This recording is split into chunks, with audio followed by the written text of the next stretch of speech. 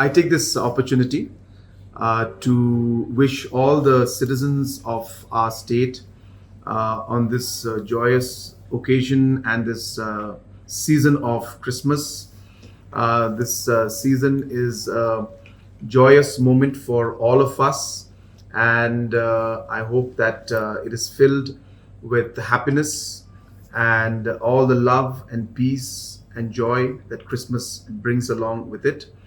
And so I once again take this opportunity to wish each and every one of you a very, very Merry Christmas. And also would like to take this opportunity to thank God Almighty for all the blessings that He has given to our state and to our country and to each and every one of us in this last 1 year. And I also pray that He blesses each and every one of you for the coming 2024 year. So Merry Christmas and a very, very Happy New Year.